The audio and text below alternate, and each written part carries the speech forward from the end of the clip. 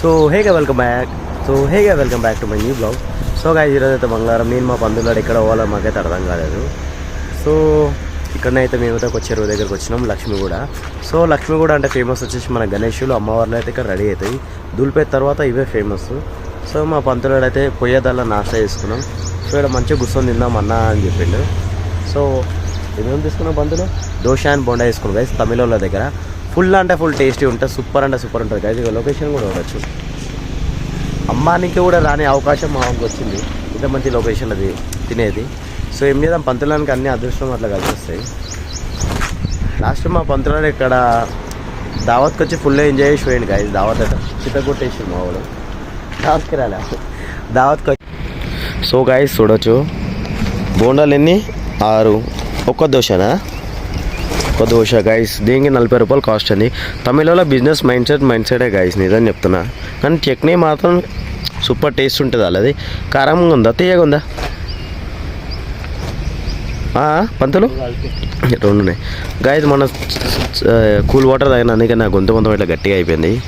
So ఇక జర వాతావరణం కూడా చేంజ్ అవుతుంది కదా గైస్. ఇన్ని రోజులు ఎండాకాలం ఉండే వర్షాకాలం వస్తుంది కదా, జర వెదర్ ఎఫెక్ట్ వల్ల కూడా ఇక నా వాయిస్ ఇట్లా అయింది గైస్. సో లొకేషన్ అయితే కూడా గైస్ పిచ్చ క్రేజ్ ఉంది. సో ఇది అసలైనది వచ్చేసి ఇక్కడ సిట్టింగ్ స్పాట్ అనుకుంటా. ఇగో మొత్తం మంచి నీట్గా టెంట్ వేసి ఉంది. ఆ పంతులు ఇక్కడ ఏముంటుందా తాగండి కదా, కళ్ళు ఇలా అదే కదా గైస్. ఇక్కడ చూస్తే అదే ఉండొచ్చు లొకేషన్. ఇక మొత్తం గ్లాసులు పడేసినాయి అంటే పక్క తాగే స్పాటే గైస్. ఇగో గ్లాసులు చూసుకోవచ్చు. కరెక్ట్ హైవేకి దగ్గరనే ఉంది ఇక గైజ్. మెయిన్ రోడ్ అది ఇగో డౌన్లోనే ఇక్కడ ఉంది ఇంత మంచిగా. సో ముంగడ అది శ్వసన వాటిక కూడా ఉంది గైజ్. అంత దూరం ఓవరు. సో ఇక్కడ మట్టుకే. సో గైజ్ అక్కడైతే చూడవచ్చు ఎగ్జాక్ట్ అక్కడ ఒక ఇల్లు కట్టినారు సముద్ర చెరువు మధ్యలో. ఫస్ట్ కట్టినప్పుడు చెరువు వచ్చిందేమో గైజ్. అగో మొత్తం మధ్యలో మునిగిపోయింది అది ఆల్మోస్ట్. అయితే గైజ్ గాలి ఎంత క్లియర్గా అనిపిస్తుంది చూడొచ్చు నీళ్ళపైన గాలి. సో అక్కడైతే అన్న వాళ్ళు అయితే చేపలు పడుతున్నారు, చూపిస్తా ఒక్క నిమిషం. అక్కడ చేపలు అయితే పడుతున్నారు, ఇంకా వాళ్ళు ఇప్పుడే వచ్చినారు. సో గైస్ ఎక్కడ పోయినా కానీ నా బండి యాక్టివ్ వేసుకొని వస్తా గైస్. నా బండి నాకు మస్తు అంటే మస్తు సాత్ ఇచ్చింది గైస్. ఇప్పటిదాకా పెట్రోల్ ఏడా అయిపోలేదు. మా పంతులకు ఫుల్ అండ్ ఫుల్ నమ్మకం ఉంది నా బండి పైన. ఇక మనం కూడా చేపలు పడడం అంటే మనకి ఎలాంటి ఎక్విప్మెంట్ లేదు గైస్. సో వాళ్ళు పడుతుంటే ఖాళీ చూసాం. సో వాడైతే తింటుంది. పంతులు చెల్లెని తిండా తినవాసు. సో గాయస్ ఇక్కడ నాకు అడిగితే ఇక్కడ గణేషుల నిమజ్జనం కూడా అయితే కావచ్చు గైజ్ ఇక్కడైతే. సో పంతులోడేమో కీస్ కావాలంటూ నాకైతే ఇచ్చేసాం.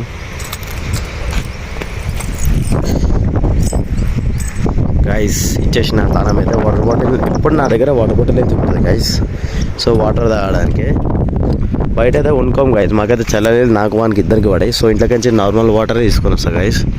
సో మనం మార్నింగ్ ఇంట్లోనే చేస్తాం బ్రేక్ఫాస్ట్. మనం బయట అయితే చాలా తక్కువ తింటాం గైస్. పంతులు డైలీ బయట తినే అలవాటు. ఏం చేస్తాం, కాలేజీకి పోతుంది కదా, అట్లనే ఉంటుంది. సో గైస్ ఇగో ఈడ గణేష్లాగా నిమజ్జనం కూడా చేసే ఛాన్సెస్ ఉంటాయి గైస్. ఎందుకంటే ట్యాంక్ మోడ్ అక్కడ దూరం అయితే అన్న వాళ్ళు చేసినా చేయొచ్చు ఇక్కడైతే. ఇగో గైస్ ఈ చెరువు కూడా చాలా చాలా లోతుంటాయి గైస్. సునికి ఇట్లా కనిపిస్తుంది కానీ బాత్ గైస్. ఈడ విచిత్రమైన సౌండ్లు వస్తాయి గైస్. మనం గెస్ చేయలేం సౌండ్ ఏదో అని. ఇగో మొత్తం పాకూరు గైజ్. నేను ఒక్క స్టెప్ కింద ముంగడేసిన అనుకో పక్క కాల్ చేయాలి, నేను పడతా గైజ్. ఇంత కూడా లోపలికి వెళ్ళిపోతే మొత్తం మనకి లోపల గుంజేసుకుంటాయి గైజ్. అవి గాలి కూడా చాలా డేంజర్ గాలి వస్తుంది కదా. సో మనం దూరం ఉండడమే బెస్ట్ గైజ్. ఎందుకంటే ఇక్కడ ఎవ్వరు లేరు గైజ్. అక్కడైతే కూడా వచ్చావు బర్రెలు అయితే ఫుల్ అండ్ ఫుల్ రెస్ట్ తీసుకున్నాయి. సో జూమ్ చేసి చూపిస్తా గైజ్. అగో పండుకొని ఉండే, నేను సడన్గా చూసిన మొత్తం పండుకున్నాయి గైజ్. అవి అయితే మొత్తం ఇగో చూసి వాటి దగ్గర మొత్తం మన పని అవుట్ చేసేస్తాయి గైస్. సో జరసేపు మా పంతులానికి సతాయించాం గైస్.